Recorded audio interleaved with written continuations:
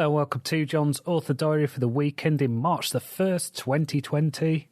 It's been a bit of a mixed bag of a week. It started off well enough, but by the time Thursday and Friday came, I had eye strain. I was feeling the effects of seasonal affective disorder, so I slowed down by the end of the week. I didn't quite achieve what I wanted to. I'm now about 12,000 words away from finishing my second draft of Blind Reset. Now, I think what I'm going to do is put that redraft on hold. I need to carry on with the Ravenglass Chronicles, so next week I'm going to start working on The Devil, which is book 15. I have the first two scenes written for that, so I'm just going to carry on with that on Monday. Hopefully get a first draft ready by the end of the week. I feel like I really need to sort out my sleep patterns next week. I've been having trouble getting to sleep at night. I think this is partly due to the weather and just how there has been storms before the last 3 weeks, and there's another storm this weekend.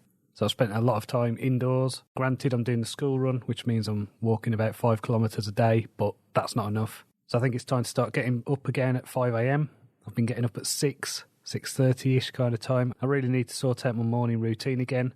I've got into a bit of a bad habit recently, so Monday is going to be the first working day of March. It's a new month, heading into spring. Hopefully the weather will start to reflect that, because even when it has had the odd sunny day, it's still been really windy.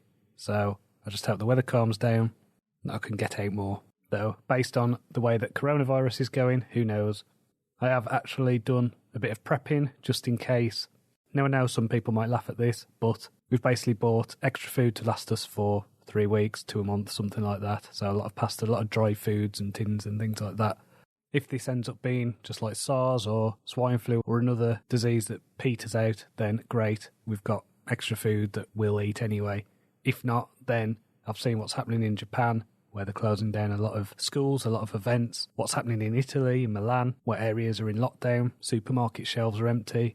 So I'm not going to be shamed into not looking out for my family. And, you know, there's a lot of uncertainty about it, so I just want to be ready. So as well as that, I have also applied for an assessment for something called an Oxsight Prism. Now, what this is, it's basically glasses that can help me with my visual impairment, and it does things like increasing contrast between objects, improving peripheral vision and things like that. So I'm going to have a test. I want to see what it's like. If it's any good, I might have a look at getting them. I don't think they're going to be cheap because they're quite a specialised bit of technology. So if you think of it like the Google glasses that were out a few years ago, it's kind of like that, but tailored towards visually impaired people. I'll see what it's like. Hopefully it'll be good, and hopefully it won't be too expensive. And if it is too expensive, then, hey, maybe I'll think of some fundraising ideas to do. I read a few books this week. I read a book called Egyptian Pyramids Revisited, which was an interesting take on some of the earlier pyramids. So the Great Pyramid of Giza and the Red Pyramid and things like that. And I think the author did a really good job of arguing that they weren't tombs, and showed how they were deeply related to expressing numbers like pi and the Fibonacci sequences and things like that. So that was an interesting book up to a point, but then I felt that it had the oppositional attitude towards academia. So it did include phrases like, and this is the type of thing that academics would shove down your throat. I find that a real turn off, because I just think if you've done research, if you've got an argument, present it and leave it for people to make their own minds up. Once you start attacking people and throwing insults, then as far as I'm concerned, you've lost the argument. I also read the first in the Primarch series, so this is part of the Warhammer 40,000 universe, epic sci-fi, over-the-top space opera stuff.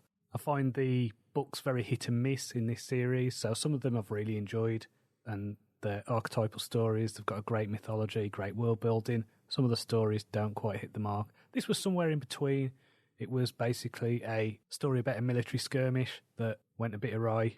Didn't feel like there was much in the way of story. There was a lot of stuff happening, a lot of explosions, a lot of fighting with orcs, but it didn't quite do it for me. I also finished reading Mastery by Robert Greene. Now, I gave this book 5 stars. This book was excellent. I would highly, highly recommend this to anyone who is interested in developing a craft or becoming an expert in something. Now, what I found interesting about this was reading this book is I've realised that for the last decade, I've been on a course of mastery towards being the best writer that I can. I am still not there. I'm still in what you'd call the journeyman phase, where I'm still acquiring knowledge. I'm still trying to get better. I'm reading books about psychology, philosophy, art, music, cultures, history, and of course the craft of writing and storytelling from as many different perspectives as I can. And I've been doing this for years. This is all part of my journey towards mastery. I want to be able to write a story with ease. I want to feel confident in my ability.